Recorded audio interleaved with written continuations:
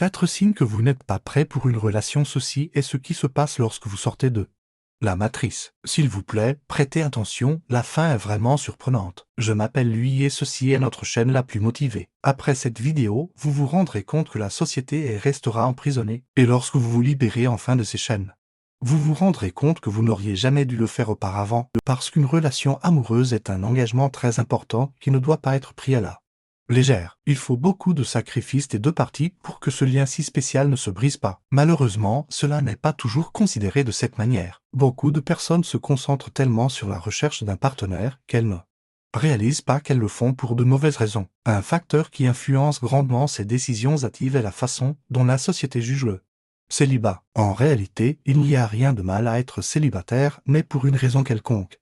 Nous avons développé cette stigmatisation sociale qui le perçoit comme quelque chose de négatif. La compréhension et la croissance commune. Vous ne devez pas vous laisser influencer par cette pression sociale si vous voulez avoir une relation saine dans un avenir proche ou lointain. Il est important de le faire en évitant les éléments suivants. 1. Vous n'êtes pas heureux si vous pensez que la seule façon d'atteindre le bonheur est d'être en couple. Vous vous trompez. Chercher un partenaire avec l'idée qu'il vous rendra complet ne fonctionne tout simplement pas. Parce que si vous entrez dans une relation avec cette mentalité, elle est pratiquement vouée à l'échec, en mettant votre bonheur entre les mains des autres.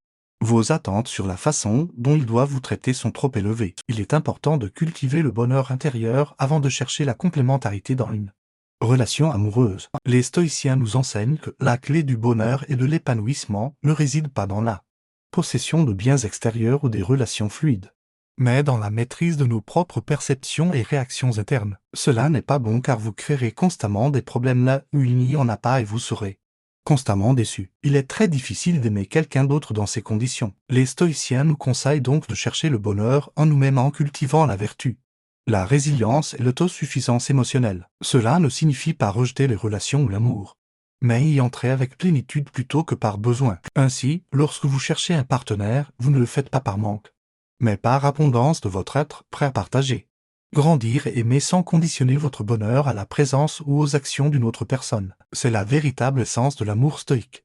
Un amour qui coule librement de la maîtrise de soi et de la plénitude intérieure. Créant une relation où deux êtres complets se rejoignent non pas pour combler des vides, mais pour partager leur intégrité. Vous ne savez pas ce qu'est une relation saine, avoir une bonne communication. Être compatissant et compréhensif sont des aspects fondamentaux d'une bonne relation. Nous sommes tous d'accord là-dessus. Mais ce que beaucoup ne savent pas, c'est qu'il y a d'autres détails à prendre en compte. Et l'un d'eux est l'espace personnel. Avoir un partenaire ne signifie pas qu'il vous appartient. Il est normal de vouloir passer beaucoup de temps avec lui, elle, et c'est bien, tant que cela ne devient pas possessif. Nous avons tous le droit de profiter d'un passe-temps, de nos amis, etc. Mais beaucoup font l'erreur d'interdire cet espace personnel lorsque nous sommes en couple. Bien sûr, le partenaire doit être une priorité. Il n'est pas correct qu'il ne soit pas là pour vous quand vous en avez besoin. Mais si vous êtes contre le fait qu'il ait un passe-temps ou une vie sociale, cela ne fera qu'engendrer du ressentiment et l'éloigner de vous. Pour les stoïciens, la liberté est un bien suprême et la sagesse stoïque enseigne à respecter l'autonomie de soi et des autres. Cela est particulièrement pertinent dans le contexte des relations amoureuses. Comme le rappelle Marc Aurèle, nous devons accepter les choses auxquelles le destin nous attache et aimer les personnes avec lesquelles le destin nous réunit, mais le faire vraiment de tout notre cœur. Cela ne signifie pas une fusion totale des identités ou la possession de l'autre, mais un amour basé sur le respect mutuel de l'indépendance et de l'individualité de chacun. Sénèque, en parlant de l'amitié qui peut s'étendre aux relations amoureuses, suggère que nous devons aimer sans attache et sans attente possessive. Celui qui essaie de posséder un ami le perd, soulignant l'importance de permettre à l'autre d'avoir son espace, ses intérêts et sa vie en dehors de la relation. Cette vision stoïque nous rappelle que le véritable amour ne consiste pas à posséder ou à contrôler, mais à vouloir le bien-être de l'autre, même lorsque cela signifie leur donner l'espace nécessaire pour grandir et explorer. Vous n'avez pas surmonté votre ex, soyons honnêtes. Si vous vous demandez encore ce qu'il fait dans sa vie et que vous la stalkez, vous n'êtes pas prêt à tomber amoureux de quelqu'un d'autre. Commencer une nouvelle relation serait très égoïste de votre part, car vos intentions ne seraient pas sincères. Après une rupture, nous avons tendance à chercher une validation romantique et à essayer de combler ce vide de toutes les manières possibles sans vraiment prêter attention à qui nous choisissons. C'est injuste pour l'autre personne, non seulement parce que vous l'utilisez pour oublier votre ex, mais aussi parce qu'il est très difficile de s'engager à 100% dans une nouvelle relation lorsque vous pensez constamment à la relation passée. Donc, Il est presque inévitable de faire des comparaisons si vous n'avez pas dépassé cette étape de votre vie, vous ne vous sentirez pas à l'aise avec votre nouveau partenaire. Sénèque nous rappelle l'importance de l'autoréflexion et du travail intérieur pour surmonter les adversités. On ne guérit pas un mal par un autre mal, enseigne-t-il, suggérant que chercher une nouvelle relation comme solution rapide à la douleur d'une rupture, c'est à éviter de faire face à nos émotions et finalement retarder la véritable guérison. Sénèque nous encouragerait à prendre le temps de réfléchir à nous-mêmes, à nos erreurs et à ce que nous pouvons apprendre de la relation passée, plutôt que de nous précipiter pour combler le vide avec une autre personne. Vous n'êtes pas sûr si c'est ce que vous voulez lorsque vous commencez à sortir avec quelqu'un, mais que vous n'êtes pas totalement convaincu que c'est la bonne personne.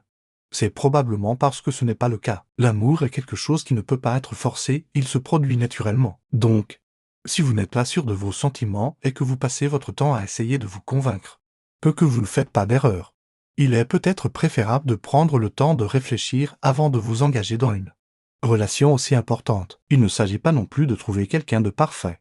Avoir une longue liste de critères pour votre partenaire est assez absurde. Ces attentes conduisent toujours à une déception constante. Aussi cliché que cela puisse paraître, il vaut mieux se laisser porter sans attendre avec impatience cet amour parfait. Mais que se passe-t-il si cela prend du temps à arriver?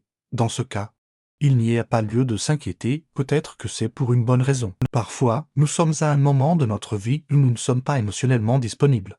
Nous avons besoin de nous développer davantage en tant qu'individus pour pouvoir apprécier l'importance d'être dans une relation. Donc, avant de vous lamenter de ne pas avoir encore trouvé votre âme sœur, concentrez-vous sur votre croissance personnelle, sur la réalisation de vos objectifs et de vos rêves, sur la contribution à la société. Et si vous rencontrez quelqu'un en chemin qui vous complète, vous saurez sans aucun doute que vous avez pris la bonne décision. Title: 4 signes supplémentaires que vous n'êtes pas prêt pour une relation 5. Vous ne prenez pas le temps de vous connaître vous-même. Une relation saine nécessite une connaissance approfondie de soi-même. Avant de vous engager avec quelqu'un d'autre, il est essentiel de savoir qui vous êtes et ce que vous voulez dans la vie. Prendre le temps de vous découvrir, d'explorer vos passions, vos valeurs et vos objectifs vous permettra de mieux vous comprendre et de savoir ce que vous attendez d'une relation. Les stoïciens nous enseignent que la connaissance de soi est la clé de la sagesse et de la maîtrise de soi. En approfondissant votre compréhension de vous-même, vous serez en mesure de faire des choix éclairés et de construire une relation basée sur l'authenticité et la compatibilité. Vous ne communiquez pas vos attentes, une relation saine repose sur une communication ouverte et honnête. Si vous ne parvenez pas à exprimer vos attentes, vos besoins et vos limites à votre partenaire potentiel, il est probable que des malentendus et des conflits surviendront plus tard. Prenez le temps d'avoir des conversations sincères sur vos attentes en matière de relations, de vos valeurs et de vos objectifs à long terme. Les stoïciens nous rappellent l'importance de la communication claire et de l'écoute active pour cultiver des relations harmonieuses et respectueuses. Vous n'êtes pas prêt à faire des compromis, une relation implique souvent des compromis et des sacrifices de part et d'autre. Si vous n'êtes pas disposé à faire certains compromis pour le bien-être de la relation, il est probable que celle-ci sera vouée à l'échec. Les stoïciens nous enseignent l'importance de la volonté de renoncer à certaines choses pour le bien plus grand. Cultivez l'ouverture d'esprit et la flexibilité afin de construire une relation équilibrée et solide. Vous n'avez pas guéri de vos blessures émotionnelles passées avant de vous engager dans une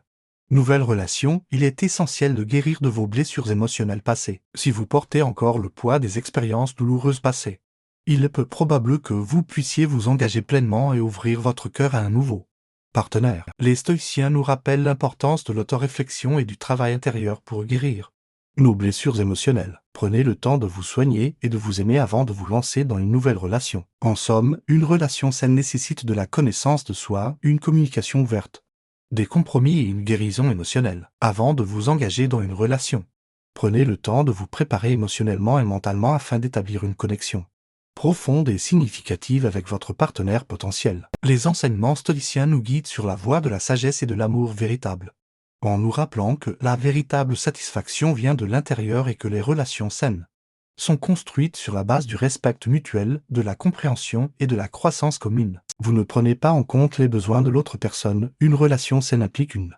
prise en compte mutuelle des besoins et des désirs de chaque partenaire. Si vous êtes trop centré sur votre propre satisfaction et ne prenez pas en compte les besoins de l'autre personne, cela peut mener à des conflits et à un déséquilibre dans la relation. Les stoïciens nous rappellent l'importance de la bienveillance et du respect envers autrui, en soulignant que l'amour véritable consiste à vouloir le bien-être de l'autre. Prenez le temps d'écouter et de comprendre les besoins de votre partenaire potentiel.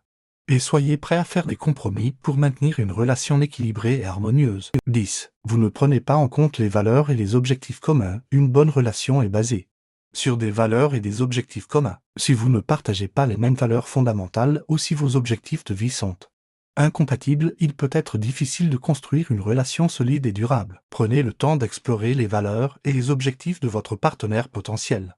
Et assurez-vous qu'ils sont en accord avec les vôtres. Les stoïciens nous encouragent à rechercher l'harmonie et la compatibilité dans nos relations, en soulignant que partager des valeurs communes est essentiel pour une connexion profonde et significative. 11. Vous ne prenez pas le temps de construire une amitié solide avant de vous engager dans une relation amoureuse.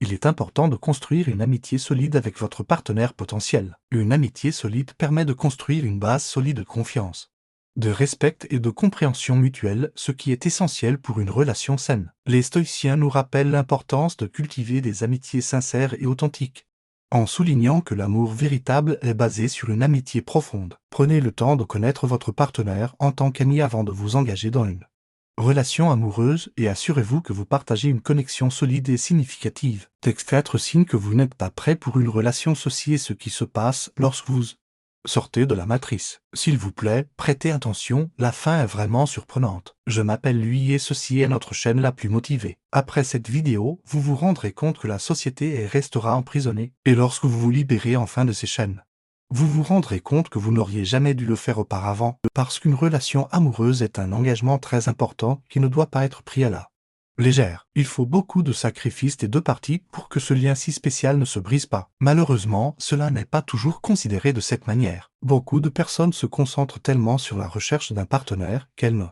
réalisent pas qu'elles le font pour de mauvaises raisons. Un facteur qui influence grandement ces décisions hâtives est la façon dont la société juge le célibat. En réalité, il n'y a rien de mal à être célibataire, mais pour une raison quelconque.